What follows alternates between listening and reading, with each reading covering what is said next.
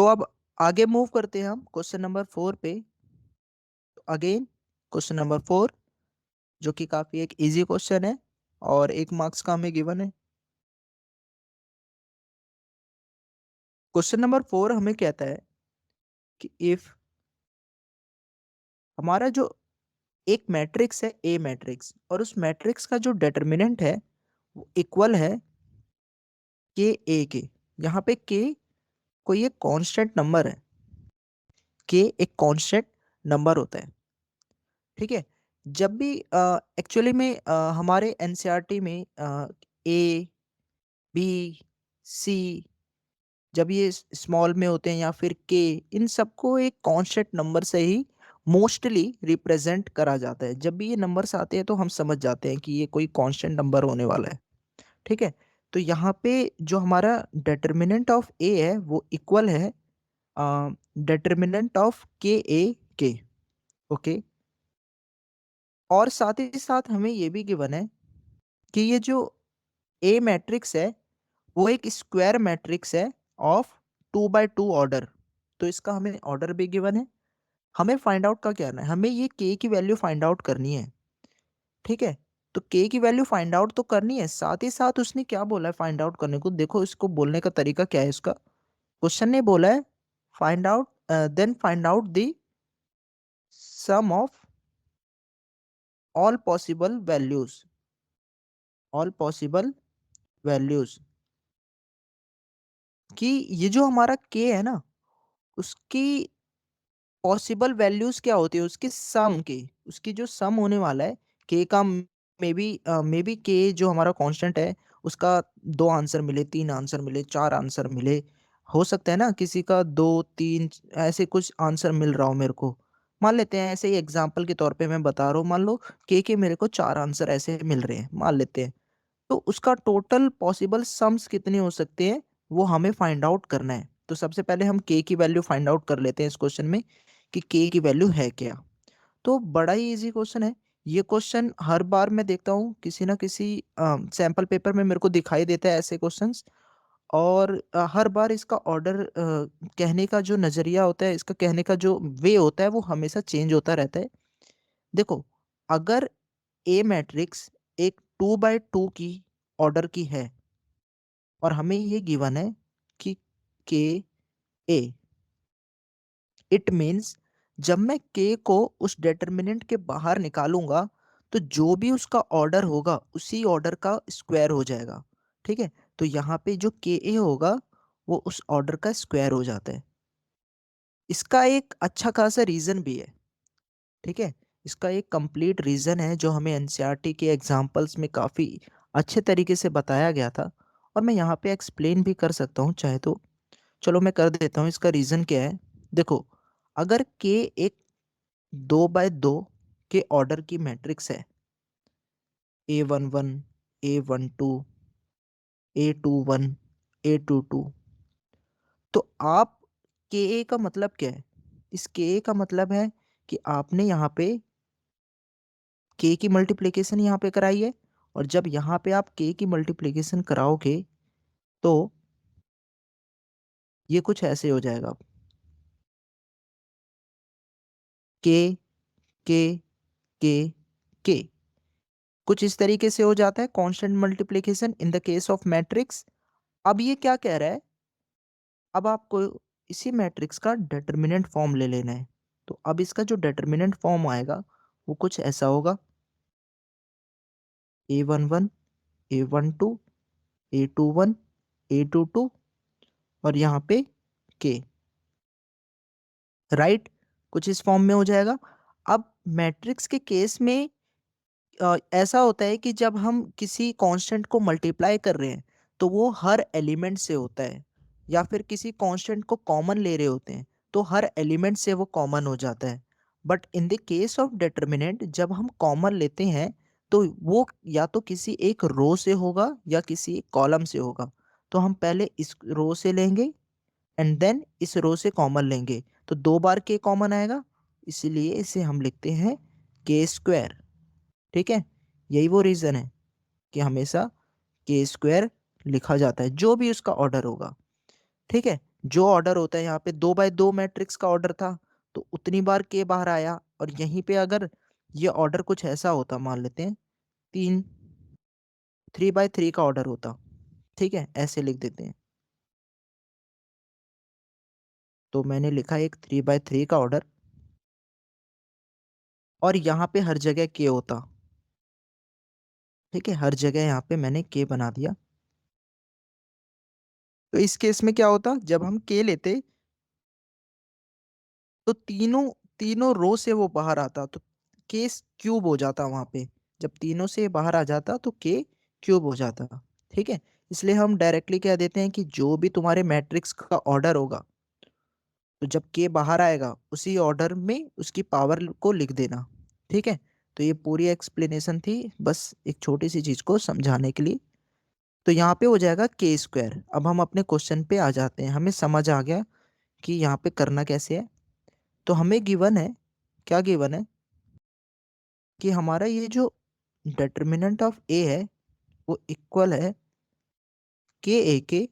तो जब मैं के को बाहर लूंगा तो वो हो जाएगा के स्क्वायर, और यहाँ पे हो जाएगा डिटर्मिनेंट ऑफ ए, और ये फिर कट के हो जाएगा 1।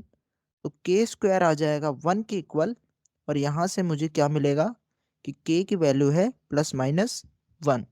तो इन दोनों का जो पॉसिबल सम, अब के की मेरे को दो ही वैल्यू मिली है, एक में मिली है पॉजिटिव का और एक में नेगेटिव का। इन दोनों का टोटल पॉसिबल सम क्या हो सकता है, एक ही होगा, और वो होगा 0। तो ये हमारा आंसर हो जाएगा, ठीक है। तो काफी इजी सा क्वेश्चन था। हालांकि क्वेश्चन को पूछने का जो वे था वो थोड़ा डिफिकल्ट था, थोड़ा कंफ्यूजिंग था, कि find the sum of all possible values, ठीक है। लेकिन अगर हम ऐसे क्वेश्चंस को और टैकल करेंगे तो एग्जाम में इसे सॉल्व कर सकते हैं।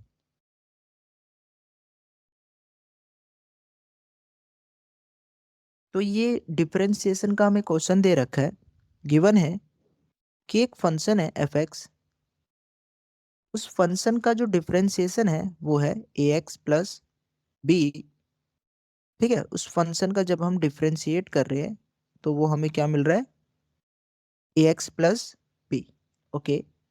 और साथ ही साथ ये भी गिवन है एंड, कि वो जो फंक्शन है उस फंक्शन की उस फंक्शन में जो एक्स की वैल्यू अगर मैं 0 पुट कर दूं तो मुझे पूरा का पूरे फंक्शन का जो आंसर है वो 0 मिल जाता है। हमें फाइंड आउट क्या करना है, then find out then find out कि हमारा एफ एक्स है कितना, ये हमें फाइंड आउट करना है, ओके। सो अगेन काफ़ी इजी क्वेश्चन है। हालांकि 1 मार्क्स के जितने भी क्वेश्चन आते हैं वो इजी ही होते हैं, बस थोड़ा सा ट्रिकी होते हैं, और इसमें कोई ट्रिक है भी नहीं, ये एकदम सिंपल है। कोई ऐसे एक्स्ट्रा दिमाग खर्च करने का कोई भी ज़रूरत नहीं है, इसमें बड़ा इजी क्वेश्चन है। अगर हमें differentiation of a function given है जो कि है ए एक्स प्लस बी, तो इस फंक्शन को जब हम ये डी है, ये डी एक्स उधर जाएगा, डी एक्स को हम उधर लेके गए। अब बोथ साइड को हम क्या करेंगे, इंटीग्रेट कर देंगे। So integrating both side, integrating both side, तो हमें क्या मिल जाएगा, हमें मिल जाएगा D of F X and integration of A X plus B D of X, okay. और जब हम इसे इंटीग्रेट करेंगे तो हमें आंसर मिलेगा, यहाँ पे हमें एफ एक्स मिल जाएगा, और यहाँ पे मिलेगा a x square by 2 B x plus c, okay. This is not a 6 please, this is not a 6, this is b, this is b, b, okay. Actually मेरे लिखने का तरीका ही ऐसा है बी को। So this is a b, okay. So ये हमें मिल गया है एक फंक्शन पूरा कंप्लीट, ओके। अब हमें फाइंड आउट क्या करना है, हमें इस क्वेश्चन में एफ एक्स की वैल्यू फाइंड आउट करनी थी। तो क्या हमें यहीं पे रुक जाना है? अगर हमें यहीं पे रुक जाना होता तो इस इंफॉर्मेशन का क्या यूज है? अब ये इन्फॉर्मेशन अगर गिवन है तो इसका यूज भी तो कहीं ना कहीं करना होगा ना, तो हम इसका यूज करते हैं। अब ये जो फंक्शन है वो हमारे पास मिल चुका है, ये है f x equal to A x square by 2 plus b x plus c. अब हम क्या करेंगे, यहाँ पे x की वैल्यू को 0 पुट करेंगे, और इसने बोला है कि यहाँ पे उस फंक्शन में जब आप x की वैल्यू को 0 पुट करते हैं तो वहाँ पे आपको आंसर 0 मिल जाता है। तो हम सबसे पहले 0 पुट करते हैं, तो यहाँ पे हो जाएगा a0 का square by 2 plus b0 plus c, और इसका आंसर हमें क्या मिलने वाला है, 0। ये हमें गिवन है, ये हमें गिवन है। ओके, तो यहाँ पे ये पूरी की पूरी टर्म हमारी 0 हो जाएगी। तो हमारा जो c है, हमारा जो c है वो किसके इक्वल हो जाएगा, 0 के इक्वल। इट मीन्स इस फंक्शन में जो c की वैल्यू है, इस फंक्शन में जो c की वैल्यू है वो 0 है। तो अब हम इस फंक्शन को कुछ ऐसे लिख सकते हैं, F x equal to A x square by 2 B X, ये हमारा फंक्शन बन के आ जाएगा, ये आंसर है।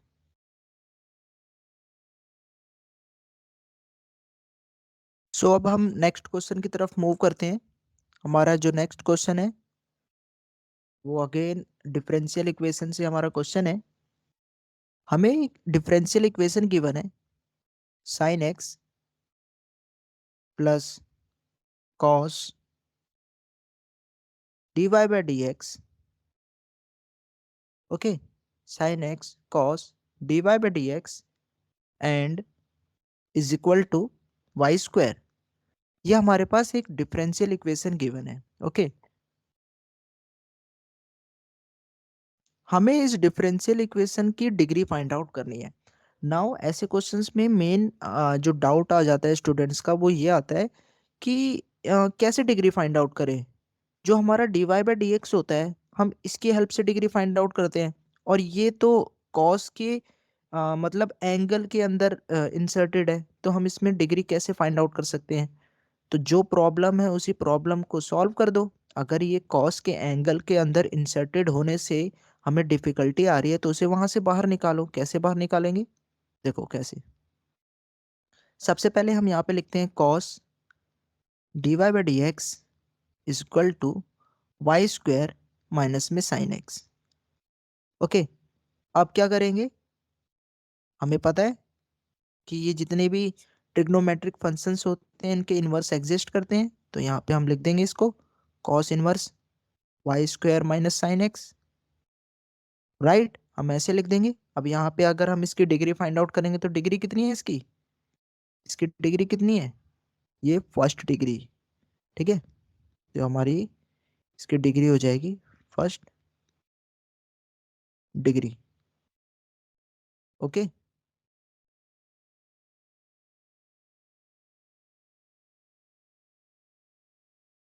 सो हमारा जो नेक्स्ट क्वेश्चन है वो है अगेन डिफरेंशियली की इक्वेशन से हमारा नेक्स्ट क्वेश्चन है, अगेन 1 मार्क्स का। हमें इस क्वेश्चन में गिवन है कि एक इक्वेशन गिवन है, डिफरेंशियल इक्वेशन। ये डिफरेंशियल इक्वेशन कुछ ऐसी है, 1 - y² dx by D Y plus Y X is equal to A Y. ये हमें एक डिफरेंशियल इक्वेशन गिवन है। ओके, हमें इस डिफरेंशियल इक्वेशन का सिर्फ इंटीग्रेटिंग फैक्टर फाइंड आउट करना है। इंटीग्रेटिंग फैक्टर हमें इसका फाइंड आउट करना है, इस डिफरेंशियल इक्वेशन का। ओके, हमें पूरी इक्वेशन सॉल्व आउट नहीं करनी, सिर्फ इंटीग्रेटिंग फैक्टर फाइंड आउट करना है। सो ऐसा क्वेश्चन तो हमने बहुत कर रखे हैं एनसीईआरटीज में। क्या करते हैं ऐसे क्वेश्चंस को, ये वाली जो टर्म है, ये वाली टर्म देखो, इंटीग्रेटिंग फैक्टर अगर dx बाई डी वाई है तो ये कुछ इस फॉर्म में होना चाहिए था, dx dy प्लस में px is equal to Q Y, इस फॉर्म में होना चाहिए था। राइट, राइट, इसी फॉर्म में होना चाहिए था। अब हम क्या करेंगे, इसमें प्रॉब्लम ये है कि यहाँ पे एक टर्म आ गई है, ये वाली। जिसकी वजह से ये पूरी इक्वेशन ऐसी दिख नहीं रही है। तो इस प्रॉब्लम को ही सॉल्व आउट कर दो। इस पूरी की पूरी इक्वेशन को, ये जो हमारी ये वाली इक्वेशन है, इस पूरी की पूरी इक्वेशन को इसी टर्म से डिवाइड कर दो। ठीक है, जहाँ प्रॉब्लम आए उस प्रॉब्लम को पहले सॉल्व करो। तो जब हम इस इक्वेशन से इस पूरी ये वाली टर्म को, ये वाली जो हमारी इक्वेशन है, इसको बोल देते हैं equation first. Dividing equation first by by by the term 1 - y²। Okay, तो डिवाइड कर देते हैं तो हमें क्या मिलेगा, हमें इसको सॉल्व करेंगे तो हमें मिलेगा dx/dy प्लस में y 1 - y² x, और यहाँ पे हमें क्या मिलेगा, a y 1 - y²। ओके, तो ये हमें एक कंप्लीट टर्म हमें देखने को मिलेगी, राइट। ओके, अब हमें यहाँ पे करना क्या है, ये जो हमारा p है, अगर इसको, इस इक्वेशन को, इस वाली इक्वेशन को इससे कंपेयर करें तो हमें p क्या मिलेगा, हमारे ये जो p है, ये p, ये इसके इक्वल आ जाएगा। तो हमारा जो p होगा वो होगा y 1 - y²। p पे इतना क्यों फोकस कर रहे हैं, क्योंकि p से हमारा इंटीग्रेटिंग फैक्टर निकलता है। जो हमारा इंटीग्रेटिंग फैक्टर होगा वो होगा क्या, e y 1 - y², 1 - y²। इसको मैं एक बार प्रॉपर तरीके से लिख देता हूँ, y 1 - y² इंटीग्रेशन dy। ये हमारा इंटीग्रेटिंग फैक्टर आ जाएगा। और यहाँ से अगर मैं इंटीग्रेटिंग फैक्टर निकालूं तो कैसे निकालेंगे, ये एक बड़ा सिंपल सा इंटीग्रेशन है। हम क्या करेंगे, जो नीचे वाली टर्म है उसको टी लेट कर लेंगे, इसको अलग से सॉल्व करते हैं। सबसे पहले the integration of y 1 - y² dy, 1 - y², इसको हमने टी लेट कर लिया। ठीक है, और उसके बाद क्या करेंगे, डिफ्रेंशिएटिंग बोथ साइड, इस पूरी टर्म को डिफ्रेंशिएट करेंगे, किसके रिस्पेक्ट में, y के रिस्पेक्ट में। Okay, differentiating both side with respect to y। Okay, तो अब चाहे y के रिस्पेक्ट में कर लो चाहे t के रिस्पेक्ट में कर लो, कोई बात नहीं। हमने y के रिस्पेक्ट में करा तो हमें क्या मिलेगा, यहाँ पे 2y, यही मिलेगा। और यहाँ पे मिलेगा dt/dy। और हमें यहाँ से क्या मिलेगा, y dy/-2, ये टर्म ऐसे मिल जाएगी। हमने y dy को क्यों फोकस करा, क्योंकि यहाँ पे हमें y dy चाहिए, राइट। ऊपर की टर्म पे हमें y dy चाहिए था, इसलिए मैंने यहाँ पे y dy निकाल लिया और -2 इस तरीके से यहाँ पे लिख दिया। तो हमें क्या पता चला कि हमारा जो y dy है वो किसके इक्वल है, dt -1/2। तो -1/2 को मैं यहाँ पे लिख देता हूँ बाहर की तरफ, क्योंकि वो कांस्टेंट है, तो मैंने बाहर लिख लिया। और 1 - y² को मैंने क्या कर दिया, t ले लिया। इसको जब हम इंटीग्रेट करेंगे तो हमें ये मिल जाएगा log t। यहाँ पे log का बेस क्या है, e। ओके, सो यहाँ पे हमें log t मिल जाएगा। c भी लिख सकते हैं, यहाँ पे लिख क्या सकते हैं, c आना ही चाहिए। ठीक है, तो ये हमें आंसर इस तरीके से मिल जाएगा। ओके, सो हमारा इंटीग्रेटिंग फैक्टर क्या बन जाएगा, हमारा जो इंटीग्रेटिंग फैक्टर होगा वो होगा e। हमें पता चल गया इस पूरे का इंटीग्रेशन क्या होता है, ये होता है, इसको जरा मैं t को वापस से y की फॉर्म में लिख दूं, -1/2 log e। t को y की फॉर्म में वापस लिख देता हूँ, 1 - y², ये t की वैल्यू थी ना यहाँ पे, ये देखो। सो ये हो जाएगा 1 - y² प्लस c। इसको मैं अपने इस इंटीग्रेशन फॉर्मूले में पुट कर देता हूँ, ये जो इंटीग्रेशन वाला फॉर्मूला है, और फॉर्मूला कह रहा हूँ, क्वेश्चन जो था यहाँ पे पुट कर देते हैं। तो हमें जो मिलेगा वो मिलेगा -1/2 लॉग, जिसकी बेस e है, 1 - y² प्लस c। ठीक है। सो इंटीग्रेटिंग फैक्टर को हम और क्या लिख सकते हैं?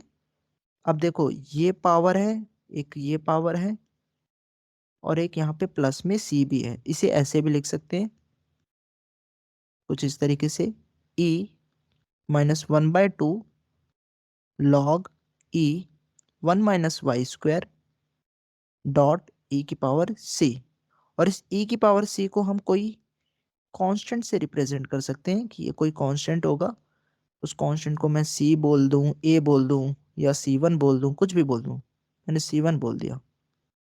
1/2 लॉग e 1 - y²। सो ये हमारा आंसर आ जाएगा।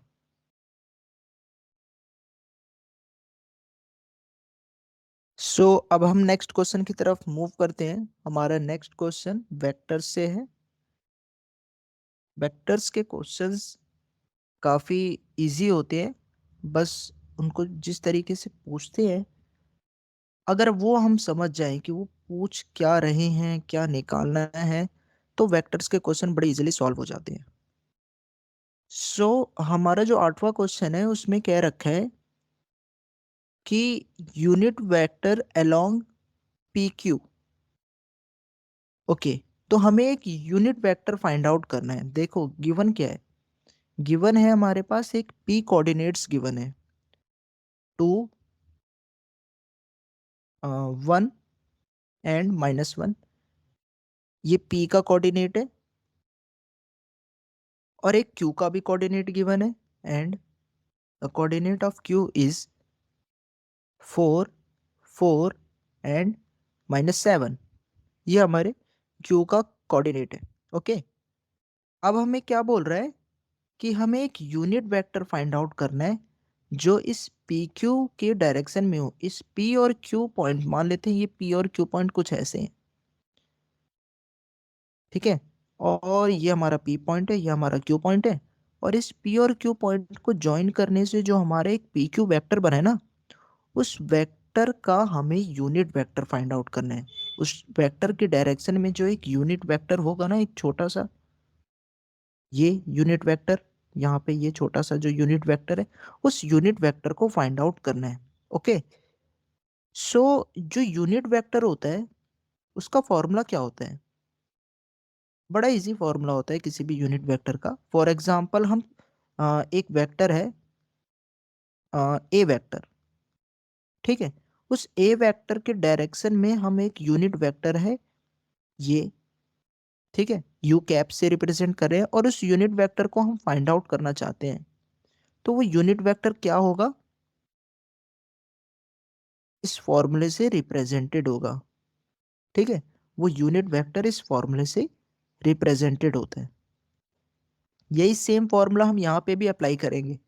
अगर हमें फाइंड आउट करना है पी क्यू की डायरेक्शन में एक यूनिट वेक्टर, जो पी क्यू यूनिट वेक्टर होगा, इस यूनिट वेक्टर को हम पी क्यू से रिप्रेजेंट कर दे रहे हैं। ये जो यूनिट वेक्टर है उसको हम पी क्यू कैप से रिप्रेजेंट कर रहे हैं।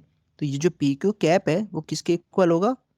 P Q direction by P Q magnitude. Okay, so सबसे पहले पी और क्यू हम फाइंड आउट करते हैं। तो पी क्यू होगा कितना? ये हमारा कोऑर्डिनेट्स पॉइंट है। डिस्टेंस फार्मूला लगाएं, डिस्टेंस फार्मूला से मैग्नीट्यूड आ जाएगी। तो सबसे पहले पी क्यू निकालते हैं। हमारा पी क्यू क्या होगा, कैसे निकालेंगे? x2 - x1 आई कैप, y2 - y1 जे कैप, और z2 - z1 के कैप। ओके, एक और चीज, यहाँ पे आई कैप से कंफ्यूज मत होना। कई बुक्स में इस आई कैप की जगह हम ऐसे एक्स कैप, जे की जगह वाई कैप, और के की जगह ऐसे जेड कैप, ये यूज हो जाता है कई जगह पे। ठीक है, ये एक्चुअली में रिप्रेजेंट क्या करते हैं, ये रिप्रेजेंट करते हैं जो हमारे एक्स वाई जेड कोऑर्डिनेट्स होते हैं, उन कोऑर्डिनेट्स में जो यूनिट वेक्टर होते हैं उनको रिप्रेजेंट करते हैं। कई बुक्स में उन्हीं कोऑर्डिनेट्स के यूनिट वेक्टर को आई जे और के से भी रिप्रेजेंट करा जाता है। ठीक है, तो इस चीज में कंफ्यूज नहीं होना है। ओके, हम आगे बढ़ते हैं। तो ये फॉर्मूला होता है, यहाँ पे x2 x1 क्या है, यहाँ पे ये होगा हमारा x2, ये होगा हमारा x1, ये होगा हमारा y2, ये होगा y1, ये होगा z2, ये होगा z1। उस हिसाब से जो मेरा PQ है, PQ वो आ जाएगा 4 - 2 2i, 4 - 1 3j, and -7 minus minus plus means minus का 6 के कैप। ये हमारा PQ आ जाएगा। ठीक है, यही आ जाएगा। ओके, अब हमें क्या फाइंड आउट करना है, इस PQ का मैग्नीट्यूड। इट मीन्स 2 का स्क्वायर कितना हो जाएगा 4, 3 का स्क्वायर 9, और यहाँ पे आ जाएगा 36, 6 का स्क्वायर। सो 36 एंड 4 40 प्लस 9 49, तो यहाँ पे आ जाएगा √49, उसको हम लिख देंगे 7। ओके, तो ये हमारा मैग्नीट्यूड आ जाएगा। अब भैया यहाँ पे प्लस माइनस क्यों नहीं आया, क्योंकि हम मैग्नीट्यूड की बात कर रहे हैं, और जब हम मैग्नीट्यूड की बात करते हैं तो उससे हमारा मतलब होता है उसका पॉजिटिव रिजल्ट की बात कर रहे हैं, तो यहाँ पे सिर्फ +7 का लिखेंगे। ओके, सो हमें सब फाइंड आउट हो गया है, अब हमें इस फॉर्मूले में बस पुट करना है। तो इस फॉर्मूले में पुट करेंगे तो हमारा जो PQ यूनिट वेक्टर होगा वो क्या आएगा, ये हमारा पूरा वेक्टर उतर के आ जाएगा। तो हमने यहाँ पे लिखा 2i प्लस में 3j and -6k। Okay, and PQ का मैग्नीट्यूड कितना आया था 7, तो इस पूरे को हम कर देंगे 7 से डिवाइड, और इसको थोड़ा सा अच्छे से लिख देंगे, प्लस में 3/7 j -6/7 k। तो ये हमारा यूनिट वेक्टर आ जाएगा। हमारा क्वेश्चन 9 क्या कहता है, क्वेश्चन 9 थोड़ा सा इजी है वैसे तो, थोड़ा सा बिल्कुल ट्रिकी है। कहता क्या है, position vector of the mid point of line segment A B is. So एक लाइन सेगमेंट है, एक लाइन सेगमेंट है ए बी, उस लाइन सेगमेंट का जो मिड पॉइंट होगा, मान लेते हैं ये हमारा मिड पॉइंट है, उस मिड पॉइंट का जो पोजीशन वेक्टर है वो हमें गिवन है। इसका क्या मतलब, इसका मतलब ये है कि मान लेते हैं ये हमारा एक कोऑर्डिनेट है। ओके, ये हमारा XYZ कोऑर्डिनेट्स हैं, सही। और हमें क्या बोल रखा है कि ये जो मिड पॉइंट है ना ये वाला, उस मिड पॉइंट का पोजीशन वेक्टर हमें गिवन है। ठीक है, मिड पॉइंट का ये जो पोजीशन वेक्टर बनेगा ये हमें गिवन है। और वो गिवन कैसे है, उसकी जो उसको हमने रिप्रेजेंट करा है 3i प्लस में 2j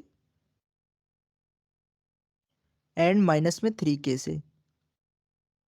ओके, देखो पोजीशन वेक्टर क्या होता है, जीरो ओरिजिन से स्टार्ट होता है, किसी पॉइंट पे जाके एंड होता है, वही तो होते हैं पोजीशन वेक्टर। अब क्या करेंगे हम मिस्टेक यहाँ पे, हमें लगेगा कि ए बी जो वेक्टर है उसका हमें वेक्टर फॉर्म दे रखी है, बट ये ए बी वेक्टर का नहीं दे रखा, ये हमें उस ए बी लाइन सेगमेंट के मिड पॉइंट में जो पोजीशन वेक्टर बन रहा है उसकी हमें दे रखी है। ओके, फिर उसके बाद क्या बोल रखा है कि ये जो पॉइंट ए है ना, इस ए पॉइंट का भी एक पोजीशन वेक्टर हमें गिवन है, वो क्या है वो है 2i प्लस में 3j एंड माइनस में 4k, ये गिवन है। अब कह रहा है कि ये जो b वाला है ना, इसका पोजीशन वेक्टर फाइंड आउट कर दो। तो मान लेते हैं इस b वाले का जो पोजीशन वेक्टर है उसको मैंने रिप्रेजेंट कर दिया, किसी भी चीज से रिप्रेजेंट कर दो। इसे मैंने रिप्रेजेंट कर दिया जैसे xi प्लस वाई जे प्लस में जेड के, इससे रिप्रेजेंट कर दिया। अब देखो, अगर ये मिड पॉइंट का हमें पोजीशन वेक्टर ऐसे गिवन है, ठीक है, तो इसका मतलब क्या है? इसका मतलब क्या है कि ये जो 3, 2 और -3, इस मिड पॉइंट के जो कोऑर्डिनेट्स हैं वो कुछ इस तरीके से सेटिस्फाई कर रहे होंगे कि ये वाले जो कोऑर्डिनेट्स हैं, इसका कोऑर्डिनेट क्या है? 2, 3 और -4, और इसका कोऑर्डिनेट क्या है? x, y, z। ठीक है। एक तुमने ना फॉर्मूला भी पढ़ा होगा, ये एनसीईआरटी के एक कौन टॉपिक है हमारा, एक मिड पॉइंट फॉर्मूला है। वो मिड पॉइंट फॉर्मूला क्या कहता है? ये जरूर आता है एनसीईआरटी में। मिड पॉइंट फॉर्मूला क्या कहता है कि अगर मैं इसे ए वेक्टर मान लूं और इसे बी वेक्टर मान लूं, तो ये जो सी वेक्टर है, ये जो सी वेक्टर है वो इक्वल होता है A vector plus B vector by 2। Actually में ये गिवन है हमें, ठीक है, ये चीज गिवन है हमें। इस बी वेक्टर को निकालना है जब ए वेक्टर हमें पता है, सी वेक्टर भी पता है, तो हमें इस बी वेक्टर को निकालना है। कैसे निकालेंगे? देखो, सबसे पहले 2c vector is equal to A vector plus B vector. ठीक है, ए वेक्टर क्या है, बी वेक्टर क्या है और सी वेक्टर क्या है, ये पता होना चाहिए। ये है ए वेक्टर, ये है बी वेक्टर और ये है सी वेक्टर। ओके, तो 2c vector minus A vector is equal to B vector, ये हो जाएगा। और यहाँ से हम क्या निकालेंगे? C vector. सी वेक्टर का 2 से मल्टीप्लिकेशन कर दोगे तो क्या आ जाएगा? ये रहा सी वेक्टर, ध्यान से देखिए, ये है सी वेक्टर। ठीक है, दिख गया? तो इसको 2 से मल्टीप्लाई करना है। ओके, तो हमें आंसर मिलेगा 6i प्लस में 4j एंड माइनस में 6k। ओके, और उसको हमें सब्ट्रैक्ट करना है ए वेक्टर से। ए वेक्टर क्या है? ये रहा ए वेक्टर। ठीक है, तो उसको हमें सब्ट्रैक्ट करना है 2, 3, -4। ओके, उसको हमें सब्ट्रैक्ट करना है 2i, 3j माइनस में 4k। यहाँ से हमें क्या मिलेगा? बी वेक्टर जो हमें निकालना है। तो 6 में से 2 गया 4i, 4 में से 3 क्या? j, -6 minus minus plus -2k। तो ये हमारा बी वेक्टर आ जाएगा।